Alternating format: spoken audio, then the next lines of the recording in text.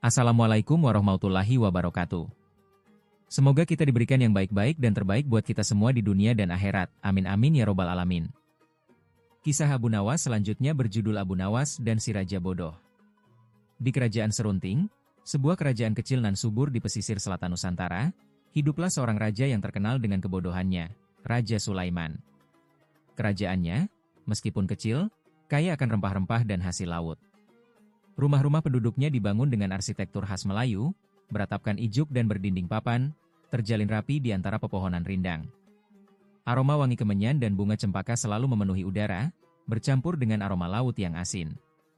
Upacara adat masih dijalankan dengan hikmat, diiringi gamelan Jawa yang merdu. Raja Sulaiman sendiri, meskipun bodoh, sangat bangga dengan kekayaan dan budaya kerajaannya. Ia seringkali memakai pakaian kerajaan yang mewah, berhiaskan emas dan batu permata, namun seringkali bertindak gegabah dan tidak bijaksana. Suatu hari, di tengah pesta panen raya yang meriah, di mana para petani membawa hasil panen padi dan buah-buahan, Raja Sulaiman mendapat ide yang sangat aneh. Ia ingin membangun sebuah menara yang sangat tinggi, menjulang sampai ke langit, yang puncaknya akan dihiasi dengan patung naga emas, simbol kekuatan dan kemakmuran dalam budaya kerajaan. "Aku ingin melihat langit lebih dekat, dan seluruh kerajaanku dari atas," seru Raja Sulaiman, sambil menunjuk ke arah langit dengan tongkat emasnya. Para pembantunya saling berpandangan, cemas dan bingung. Abu Nawas, yang duduk di dekatnya, mengenakan baju sederhana namun rapi, mengamati raja dengan senyum tipis. Ia adalah penasehat kerajaan yang terkenal dengan kecerdasannya dan kelucuannya, dihormati karena kearifannya, meskipun seringkali mengkritik raja dengan cara yang halus dan jenaka. Abu Nawas tahu bahwa rencana raja itu mustahil. "Baginda," kata Abu Nawas, suaranya tenang namun tegas, "ide itu sangat mulia. Namun, untuk membangun menara setinggi itu, kita membutuhkan bahan-bahan yang sangat kuat dan tahan lama, bahan yang pantas untuk menara yang akan menjadi simbol kejayaan kerajaan Serunting." Ia sengaja menggunakan kata-kata pujian untuk menenangkan raja. Raja Sulaiman mengangguk setuju, terkesan dengan pujian Abu Nawas. "Tentu saja, Abu Nawas. Bahan apa yang kau sarankan?" "Baginda," jawab Abu Nawas, "kita membutuhkan bulu burung Garuda. Hanya bulu burung Garuda yang cukup kuat untuk menopang menara setinggi itu, dan hanya bulu burung Garuda yang pantas untuk menopang patung naga emas yang megah." Abu Nawas tahu bahwa burung Garuda adalah makhluk mitologi dalam budaya mereka, simbol kekuatan dan keagungan. Raja Sulaiman, yang terpesona oleh cerita-cerita tentang burung Garuda, langsung menyetujuinya. "Baiklah, Abu Nawas. Carikan aku bulu burung Garuda sebanyak-banyaknya sebelum matahari terbenam esok hari." Abu Nawas tersenyum puas. Ia tahu bahwa mencari bulu burung Garuda adalah misi yang mustahil. Dengan begitu, ia berhasil menghentikan rencana bodoh raja tanpa harus berdebat panjang. Kisah selanjutnya berlanjut seperti versi sebelumnya, dengan Abu Nawas mengusulkan bulu ayam sebagai alternatif, dan Raja Sulaiman akhirnya menyadari kebodohannya.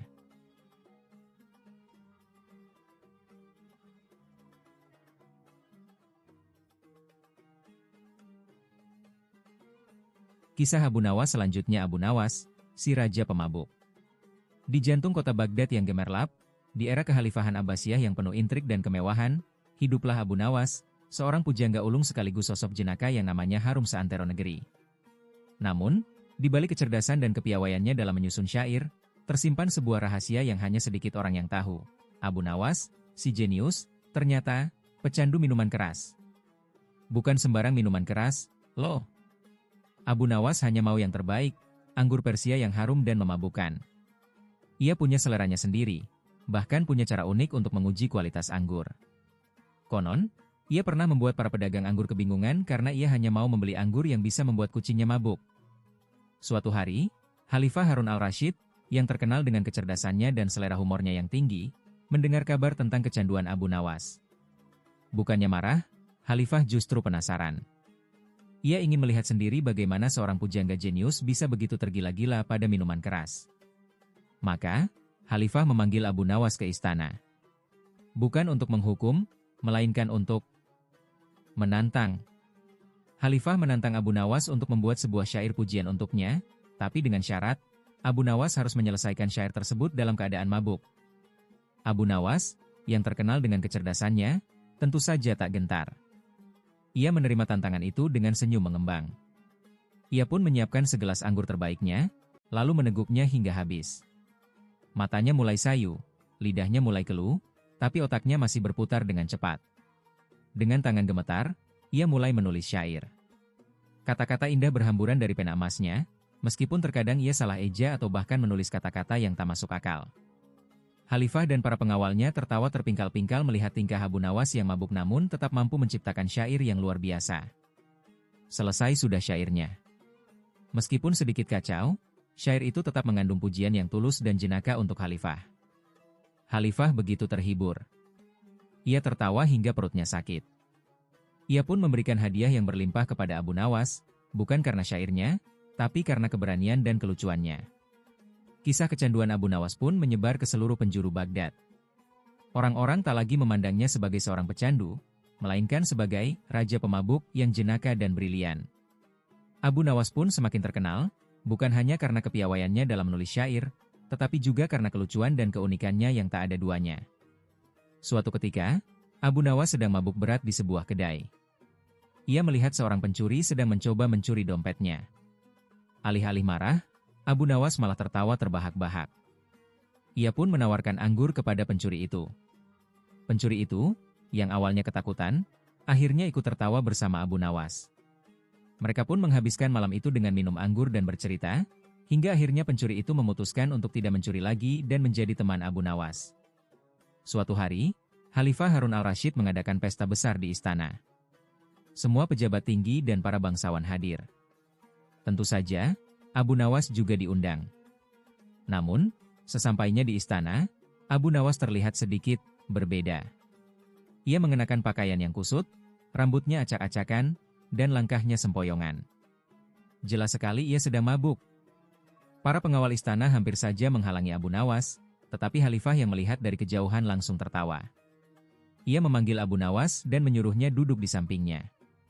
Abu Nawas, dengan muka memerah dan senyum yang lebar, langsung duduk di samping Khalifah. Di tengah-tengah pesta yang meriah, tiba-tiba seorang menteri melaporkan bahwa ada masalah besar. Sebuah gudang penyimpanan harta kerajaan telah dirampok. Semua orang panik. Khalifah pun terlihat cemas. Namun, Abu Nawas yang masih mabuk, tiba-tiba berseru, "Tenang, Yang Mulia. Aku tahu siapa pencurinya." Semua orang tercengang. Bagaimana mungkin Abu Nawas yang mabuk itu tahu siapa pencurinya? Khalifah pun penasaran. Ia bertanya, "Siapa? Bagaimana kau tahu?" Abu Nawas, dengan mata yang sayu, menunjuk ke arah seorang menteri yang terkenal kaya raya dan pelit. "Dialah pencurinya, Yang Mulia. Aku melihatnya tadi malam di mimpi." Ia sedang menghitung-hitung harta curiannya sambil tertawa terbahak-bahak. Tentu saja, tuduhan itu sangat tidak masuk akal. Menteri tersebut terkenal sebagai orang yang taat dan setia kepada Khalifah. Namun, Khalifah yang penasaran dengan mimpi Abu Nawas, memutuskan untuk memeriksanya. Setelah dilakukan penyelidikan, ternyata benar. Menteri tersebut memang terlibat dalam perampokan tersebut. Ia telah menyuap para penjaga gudang untuk membantunya mencuri harta kerajaan. Semua orang tercengang. Abu Nawas, yang sedang mabuk, berhasil mengungkap kasus perampokan besar itu. Khalifah pun tertawa terbahak-bahak. Ia memuji kecerdasan Abu Nawas, bahkan dalam keadaan mabuk sekalipun. Suatu ketika, Abu Nawas bermimpi bertemu dengan jin. Jin itu menawarkan kepadanya kekayaan yang melimpah ruah, asalkan Abu Nawas mau berhenti minum anggur. Abu Nawas berpikir sejenak, lalu tertawa terbahak-bahak. "Tidak, terima kasih," katanya. "Aku lebih suka mabuk dan miskin daripada kaya raya dan hidup membosankan." Kisah Abu Nawas dan kecanduannya pada anggur menjadi legenda yang abadi di Baghdad. Ia membuktikan bahwa kecerdasan dan humor bisa hadir dalam berbagai bentuk, bahkan dalam keadaan mabuk pun. Ia adalah bukti bahwa kehidupan tak selalu harus serius. Terkadang sedikit mabuk dan tertawa lepas juga bisa menjadi obat yang mujarab. Dan itulah Abu Nawas, si raja pemabuk, yang namanya akan selalu dikenang sepanjang masa.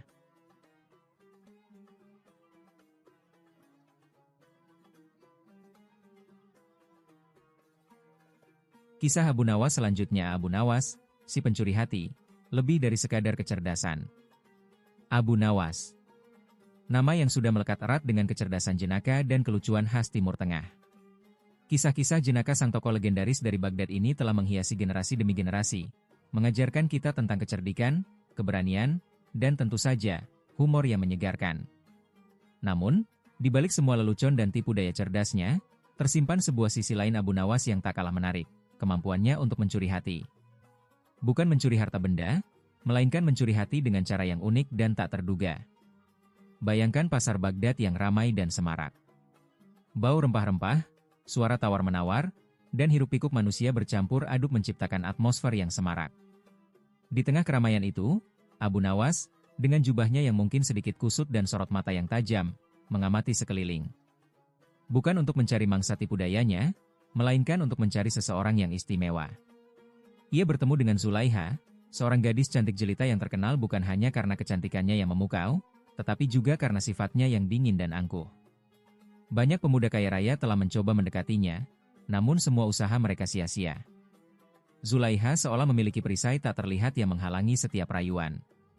Abu Nawas, yang terkenal dengan akal cerdiknya yang luar biasa, tidak gentar menghadapi tantangan ini. Ia tidak datang dengan membawa harta berlimpah atau pujian-pujian gombal yang basi. Ia memilih pendekatan yang berbeda, sebuah pendekatan yang mencerminkan kecerdasannya yang luar biasa, teka-teki. Dengan senyum jahil yang khas, Abu Nawas menyapa Zulaiha, "Hai Zulaiha, secantik bulan purnama di langit malam. Aku memiliki teka-teki untukmu.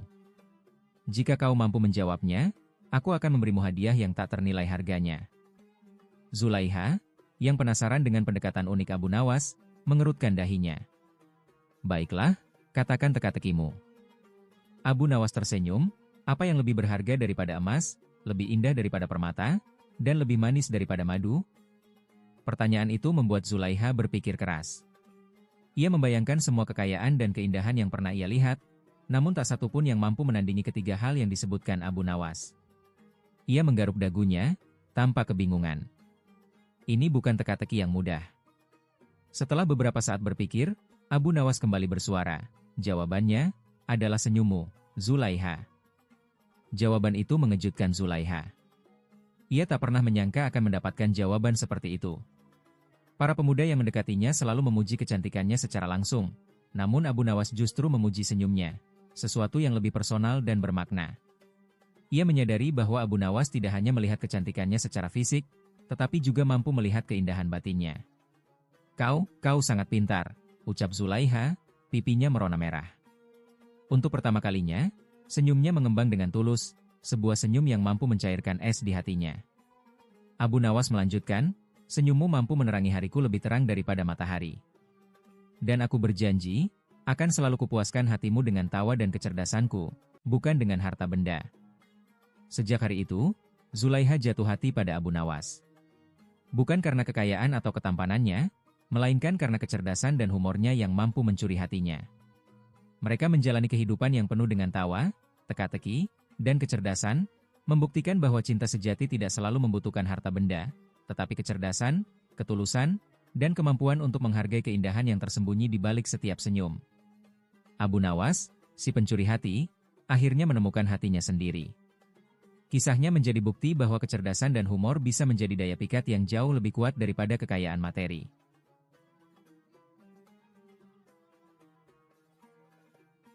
Kisah Abu Nawas selanjutnya berjudul Abu Nawas versus Jabal, Perang Otak di Pasar Baghdad. Di pasar Baghdad yang ramai, Abu Nawas, dengan jubahnya yang sedikit kusut dan sorot mata yang tajam, melihat Jabal, tukang tipu ulung yang terkenal liciknya. Bukan sekadar ingin bersenang-senang, Abu Nawas ingin memberi pelajaran pada Jabal yang sudah lama meresahkan warga. Ia bertekad membalas kejahatan dengan kecerdasan yang luar biasa. Jabal, dengan tampang melas dan suara dibuat-buat, mendekati Abu Nawas. "Wahai Tuan Abu Nawas yang mulia," racaunya, "unta kesayangan saya hilang. Satu-satunya harta saya. Tolonglah saya, Tuan." Abu Nawas, dengan senyum tipis yang menyimpan banyak makna, menatap Jabal dengan pandangan yang seolah mampu menembus kedoknya. "Oh, unta kesayangan? Ceritakanlah dengan detail, siapa tahu saya bisa membantu. Tapi ingat, Tuan, kejujuran adalah kunci keberhasilan." Nada suaranya santai, namun menyimpan ancaman terselubung. Jabal, yang terbiasa berhadapan dengan orang-orang yang mudah tertipu, bercerita dengan detail yang dibuat-buat. Unta yang luar biasa, Tuan. Bulunya coklat keemasan, ada tanda bintang di dahinya, kaki depannya sedikit pincang, dan ia sangat menyukai kurma ajwa yang manis, khususnya yang dari kebun milik Sultan. Abu Nawas bukan hanya mendengarkan, tapi menganalisis setiap kata Jabal. Ia tahu bahwa Jabal menggunakan detail yang berlebihan untuk mengelabui orang. Unta yang istimewa, katanya, unta yang menyukai kurma ajwa dari kebun Sultan. Pasti unta yang sangat berharga. Ia pura-pura mempercayai cerita Jabal, sementara otaknya bekerja keras mencari celah. Baiklah, kata Abu Nawas, saya akan membantumu mencari unta kesayanganmu. Tapi, sebagai imbalan atas bantuan saya yang tak ternilai ini, bawakanlah saya 10 kurma ajwa terbaik dari kebun Sultan. Saya ingin mencicipi kelezatan kurma kesukaan untamu itu. Aroma kurma ajwa mungkin bisa membantu kita menemukan untamu. Jabal, yang merasa telah berhasil menipu Abu Nawas, langsung berlari mencari kurma. Ia berpikir, lagi-lagi Abu Nawas mudah ditipu. Dia malah meminta imbalan kurma. Setelah mendapatkan kurma, Jabal kembali dengan wajah sumringah. Abu Nawas menerima kurma-kurma itu dengan tangan terbuka, memeriksa satu persatu dengan penuh perhatian. Kurma-kurma yang sangat menggiurkan, katanya, aroma yang menggoda. Sekarang, mari kita cari untamu yang juga menggoda itu. Mereka berkeliling pasar. Abu Nawas, dengan santai, memakan satu persatu kurma ajwa. Jabal, yang mulai curiga, bertanya dengan nada cemas, Tuan, kita sudah berkeliling lama, tapi unta saya belum juga ketemu. Abu Nawas, sambil mengunyah kurma dengan nikmat, menjawab dengan santai, sabar, Jabal. Mencari unta yang hilang memang membutuhkan kesabaran. Apalagi unta yang punya selera seistimewa untamu itu. Mungkin ia sedang menikmati kurma ajwa di tempat lain? Ia tersenyum penuh arti, senyum yang menyimpan rahasia kemenangan atas kecurangan. Jabal, yang semakin curiga, berdebat, Tuan, saya rasa Anda sedang mengolok-olok saya. Saya tidak melihat Anda berusaha mencari unta saya sama sekali. Abu Nawas tertawa terbahak-bahak. Oh, Jabal, kamu terlalu percaya diri. Aku sudah menemukan untamu sejak awal. Untamu ada di sini. Ia menunjuk ke kurma ajwa yang sudah hampir habis dimakannya. Unta yang menyukai kurma ajwa? Pasti sudah terwakili oleh kurma-kurma ini. Bukankah begitu? Jabal terdiam, menyadari bahwa ia telah ditipu oleh kecerdasan Abu Nawas. Ia tertipu dengan triknya sendiri. Ia hanya bisa tertunduk lesu, sementara Abu Nawas menghabiskan kurma sambil tertawa terbahak-bahak. Kecerdasan Abu Nawas telah mengalahkan kecurangan Jabal. Dan, kurma-kurma ajwa itu adalah balasan yang setimpal untuk si tukang tipu.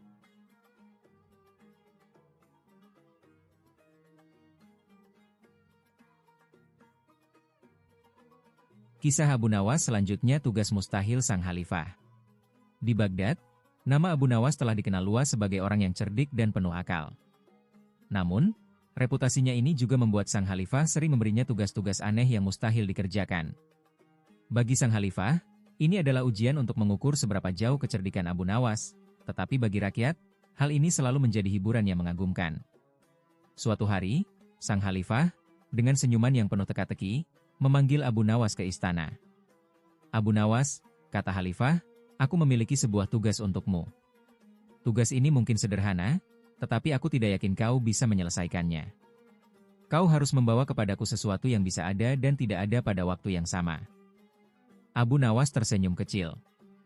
Tugas ini terdengar seperti lelucon, tetapi ia tahu sang khalifah ingin mengujinya. Tuanku, jawab Abu Nawas, hamba akan melaksanakan perintah ini. Mohon beri hamba waktu 1 hari untuk memikirkannya. Khalifah setuju, dan Abu Nawas pun pulang ke rumah dengan penuh pikiran. Sepanjang malam, ia merenung. Bagaimana mungkin sesuatu bisa ada dan tidak ada sekaligus? Namun, pada akhirnya, ia mendapatkan ide yang cemerlang. Keesokan harinya, Abu Nawas kembali ke istana dengan membawa secari kain. Ia menyerahkan kain itu kepada sang khalifah dan berkata, Tuanku, inilah sesuatu yang bisa ada dan tidak ada pada waktu yang sama. Sang khalifah memandang kain itu dengan bingung. Bagaimana ini bisa menjadi sesuatu yang ada dan tidak ada, Abu Nawas? Tanyanya. Abu Nawas tersenyum dan menjawab, kain ini Tuanku, jika dilihat dalam cahaya terang, terlihat memiliki warna. Tetapi jika dilihat dalam kegelapan total, warnanya tidak ada. Maka, kain ini bisa ada ketika ada cahaya, dan tidak ada ketika tidak ada cahaya. Sang Khalifah tertawa terbahak-bahak. Abu Nawas, sekali lagi kau berhasil menyelesaikan tugas yang kuanggap mustahil. Kecerdikanmu memang tiada tanding. Namun, Sang Khalifah belum selesai menguji Abu Nawas. Beberapa minggu kemudian, ia memanggil Abu Nawas kembali ke istana. Kali ini, ia memberikan tugas yang lebih sulit.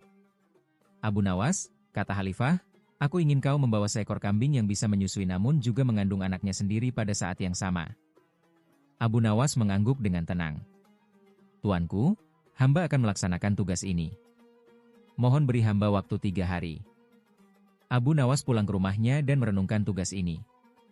Kali ini, ia harus berpikir lebih keras karena tugas ini benar-benar di luar akal. Setelah beberapa saat berpikir, ia menemukan solusi yang cerdik. Ia pergi ke pasar dan membeli seekor kambing betina serta seekor anak kambing. Lalu, ia mengikat anak kambing itu pada perut kambing betina dengan kain lembut sehingga tampak seolah-olah anak kambing itu berada di dalam perut induknya. Keesokan harinya, Abu Nawas membawa kambing itu ke istana. Tuanku, katanya, inilah kambing yang kau minta. Kambing ini bisa menyusui, tetapi juga tampak mengandung anaknya sendiri. Sang Khalifah melihat kambing itu dengan penuh rasa heran. Ia tertawa terbahak-bahak, menyadari bahwa Abu Nawas sekali lagi berhasil menyelesaikan tugas yang tampaknya mustahil. Abu Nawas, kau memang benar-benar luar biasa. Tidak ada tugas yang terlalu sulit bagimu. Namun, Sang Khalifah tidak puas hanya dengan 2 tugas tersebut. Ia memutuskan untuk memberikan 1 tugas terakhir kepada Abu Nawas, tugas yang dianggapnya paling mustahil. Abu Nawas, kata Khalifah, aku ingin kau membawa angin ke istana ini, tetapi angin itu tidak boleh terasa atau terdengar. Abu Nawas kali ini tampak lebih serius. Ia berpikir keras selama beberapa hari, mencoba memahami bagaimana mungkin membawa angin tanpa terasa atau terdengar. Akhirnya, ia mendapatkan sebuah ide yang sangat unik. 3 hari kemudian, Abu Nawas datang ke istana dengan membawa sekantung kecil. Tuanku, katanya, di dalam kantung ini terdapat angin yang kau minta. Sang Khalifah merasa penasaran. Benarkah? Bagaimana mungkin kau membawa angin di dalam kantung ini tanpa terasa atau terdengar? Abu Nawas membuka kantung itu perlahan, dan dari dalamnya ia mengeluarkan sehelai bulu halus. Tuanku, katanya, anginlah yang membawa bulu ini ke tempat hamba. Maka, bulu ini adalah bukti keberadaan angin. Namun, bulu ini tidak terasa berat seperti angin dan tidak menghasilkan suara apapun. Maka, inilah angin yang kau minta. Sang Khalifah terdiam sejenak sebelum akhirnya tertawa dengan keras. Abu Nawas, kau benar-benar tak tertandingi. Tidak peduli seberapa mustahil tugas yang kuberikan, kau selalu berhasil menemukan cara untuk menyelesaikannya. Sejak hari itu, Sang Khalifah tidak lagi meragukan kecerdikan Abu Nawas. Rakyat Baghdad pun semakin menghormati Abu Nawas, bukan hanya karena kecerdasannya, tetapi juga karena kerendahan hatinya yang selalu membuatnya tetap dekat dengan rakyat jelata.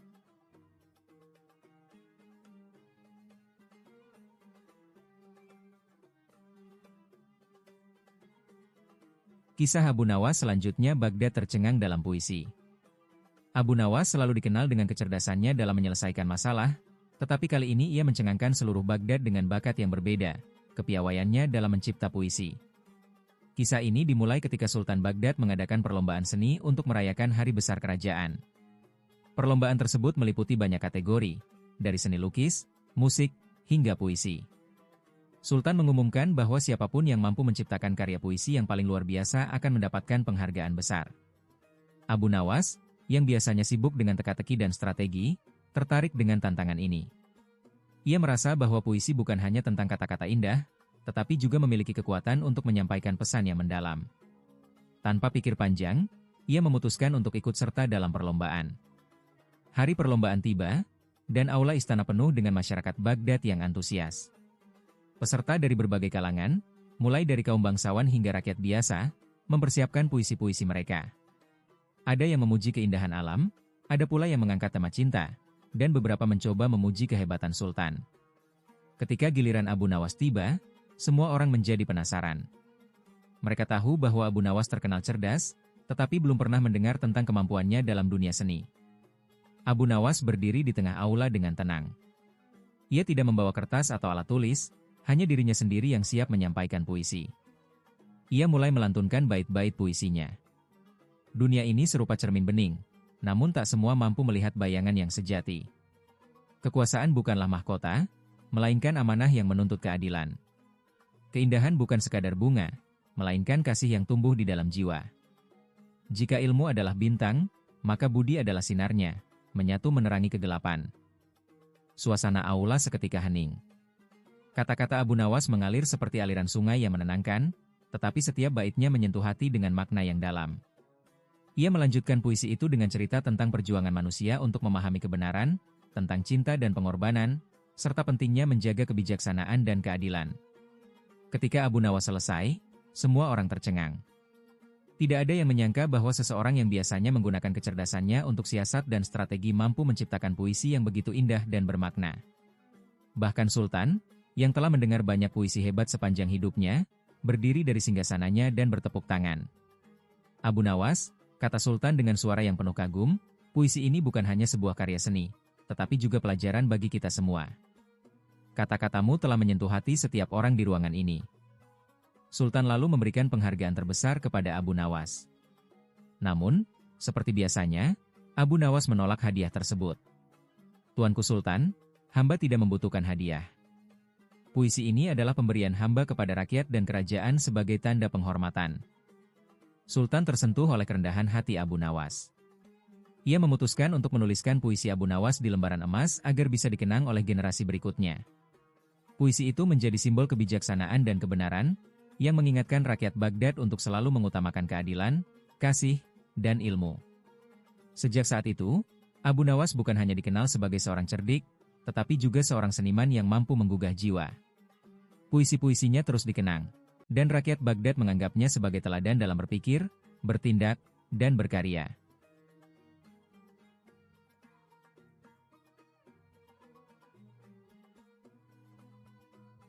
Kisah Abu Nawas selanjutnya siasat gerbang rahasia istana. Pada suatu hari di istana Baghdad, Sultan mendengar kabar bahwa ada sebuah gerbang rahasia di dalam istananya yang telah lama terkunci. Gerbang tersebut diyakini menyimpan harta karun yang luar biasa, namun tidak ada seorang pun yang tahu bagaimana membukanya. Sultan telah mencoba segala cara, dari menggunakan kekuatan hingga menyewa ahli terbaik, tetapi gerbang itu tetap kokoh seperti misteri yang tak terpecahkan. Sultan mulai kehilangan harapan, hingga ia teringat kepada seseorang yang selalu memiliki cara untuk menghadapi masalah yang paling rumit, Abu Nawas. Dengan segera, Sultan memanggil Abu Nawas ke istana. Abu Nawas, kata Sultan, gerbang ini sudah menjadi teka-teki bagi kami selama bertahun-tahun. Aku yakin hanya kau yang mampu menemukan cara untuk membukanya. Aku tidak memerlukan harta di dalamnya, tetapi rasa ingin tahuku sangat besar. Abu Nawas tersenyum. Tuanku Sultan, hamba senang membantu. Izinkan hamba waktu untuk mempelajari gerbang ini dan mencari cara untuk membukanya. Abu Nawas mulai menyelidiki gerbang tersebut. Ia mengamati setiap ukiran, simbol, dan mekanisme pada gerbang itu. Abu Nawas juga bertanya kepada para pengawal istana tentang sejarah gerbang tersebut, tetapi tidak ada yang tahu pasti. Namun, Abu Nawas menemukan sesuatu yang menarik. Ada ukiran kuno berbentuk lingkaran kecil di tengah gerbang, yang tampaknya memiliki fungsi tersembunyi. Merasa bahwa ini adalah kunci dari teka-teki tersebut, Abu Nawas memutuskan untuk menguji ukiran itu. Ia mencoba berbagai benda untuk dimasukkan ke dalam lingkaran kecil itu, seperti koin, batu, bahkan segumpal lilin. Namun, semuanya gagal. Abu Nawas pun kembali berpikir. Jika gerbang ini terkunci oleh sesuatu yang sangat unik, maka mungkin kuncinya bukan benda biasa, gumam Abu Nawas kepada dirinya sendiri. Kemudian, ia memiliki ide cemerlang. Abu Nawas ingat bahwa Sultan pernah bercerita tentang sebuah cincin berukir kuno yang diberikan oleh nenek moyangnya. Cincin itu memiliki pola ukiran yang mirip dengan lingkaran kecil di gerbang rahasia. Abu Nawas pun mendatangi Sultan untuk meminta cincin tersebut. Sultan awalnya ragu. Cincin ini adalah warisan keluarga yang sangat berharga. Jika kau merasa ini bisa membantu, aku akan mempercayaimu, katanya. Abu Nawas mengambil cincin tersebut dan kembali ke gerbang rahasia. Dengan hati-hati, ia memasukkan cincin itu ke lingkaran kecil di tengah gerbang.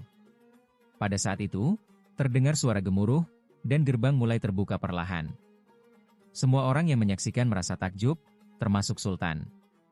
Di balik gerbang, mereka menemukan ruangan penuh dengan dokumen kuno, buku-buku berharga, dan barang seni yang luar biasa. Sultan tersenyum lebar. Abu Nawas, kau telah menyelesaikan teka-teki yang telah menghantui kami selama bertahun-tahun. Harta di dalamnya bukan emas atau permata, tetapi kebijaksanaan dan ilmu yang sangat berharga. Sultan memutuskan untuk mendirikan perpustakaan besar menggunakan dokumen-dokumen yang ditemukan di dalam gerbang rahasia. Perpustakaan itu kemudian menjadi sumber pengetahuan yang penting bagi Baghdad, tempat di mana rakyat dan pejabat bisa belajar bersama. Abu Nawas kembali ke rumahnya dengan rasa puas. Ia merasa bahwa tugasnya bukan hanya membantu Sultan, tetapi juga memberikan manfaat bagi rakyat. Sejak hari itu, nama Abu Nawas semakin dihormati sebagai sosok yang tidak hanya cerdik, tetapi juga bijaksana.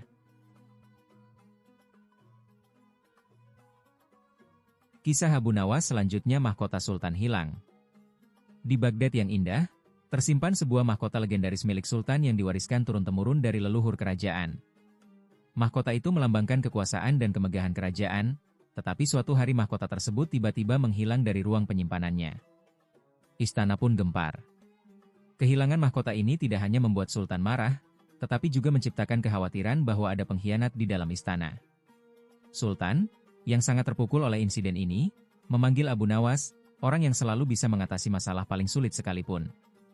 Abu Nawas, kata Sultan dengan nada penuh harap, mahkota ini adalah lambang kehormatan kerajaan. Jika tidak ditemukan, kehormatan kita akan tercemar. Aku memohon kau untuk menemukannya. Abu Nawas, seperti biasa, tersenyum penuh keyakinan. Tuanku Sultan, hamba akan melakukan segala cara untuk menemukan mahkota tersebut. Mohon beri hamba waktu untuk menyelidiki. Dengan izin Sultan, Abu Nawas memulai penyelidikannya. Ia pertama-tama memeriksa ruang penyimpanan mahkota. Abu Nawas mengamati setiap sudut, hingga menemukan bahwa salah satu jendela ruangan itu terbuka sedikit, sesuatu yang tidak biasa untuk ruang yang seharusnya terkunci rapat. Abu Nawas menyadari bahwa ini adalah titik awal yang dapat mengarah ke pelaku. Abu Nawas melanjutkan dengan bertanya kepada para penjaga istana yang bertugas pada malam hilangnya mahkota. Ia menemukan bahwa salah satu penjaga bernama Farid terlihat gugup dan berusaha menghindari pertanyaan.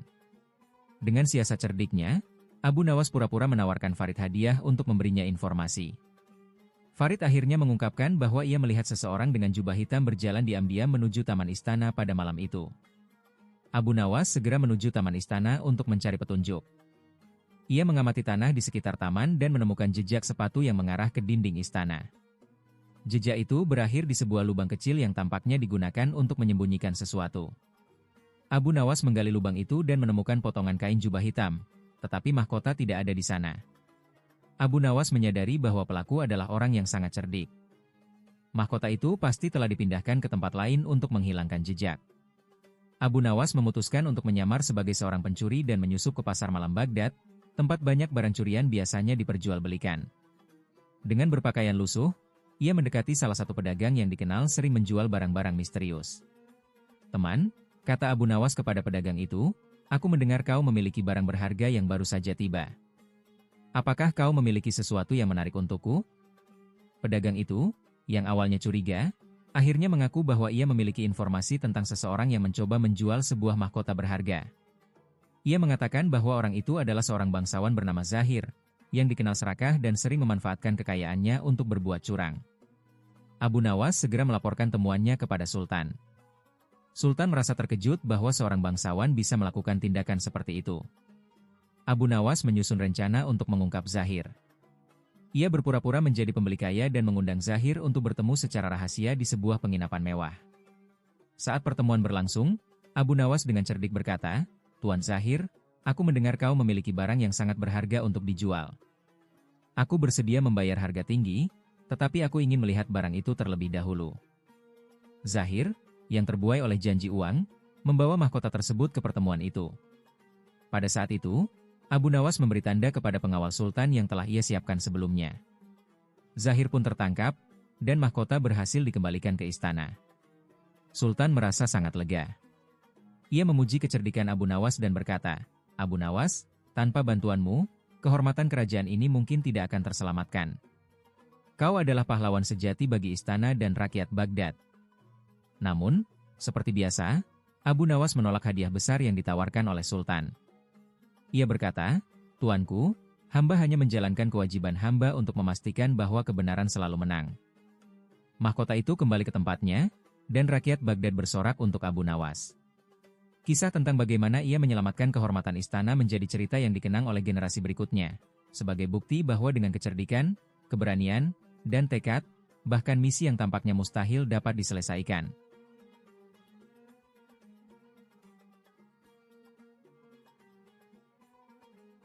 Kisah Abu Nawas selanjutnya, kehormatan istana terampas. Kerajaan Baghdad yang megah dikenal sebagai pusat peradaban dan kebijaksanaan. Sultan yang memimpin adalah pemimpin yang dihormati dan bijaksana, tetapi seperti halnya istana-istana besar lainnya, intrik dan fitnah tak pernah jauh darinya.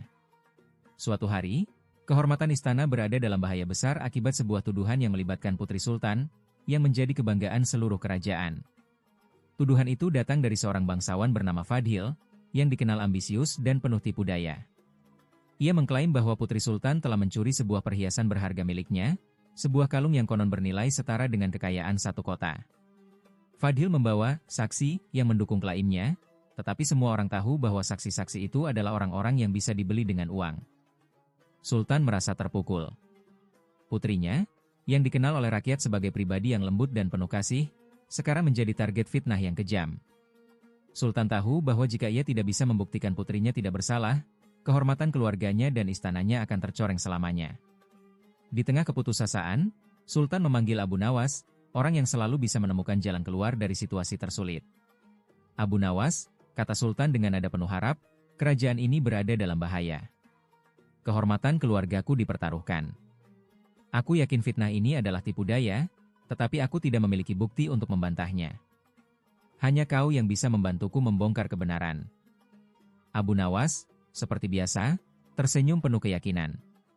"Tuanku, hamba tidak akan membiarkan kehormatan kerajaan ternoda. Izinkan hamba menyelidiki masalah ini, dan mohon beri hamba waktu 3 hari." Sultan menyetujui permintaan Abu Nawas, yang segera memulai penyelidikannya. Abu Nawas tahu bahwa kebenaran seringkali tersembunyi di balik kebohongan yang paling mencolok. Ia mulai dengan menyelidiki saksi-saksi yang dibawa oleh Fadhil.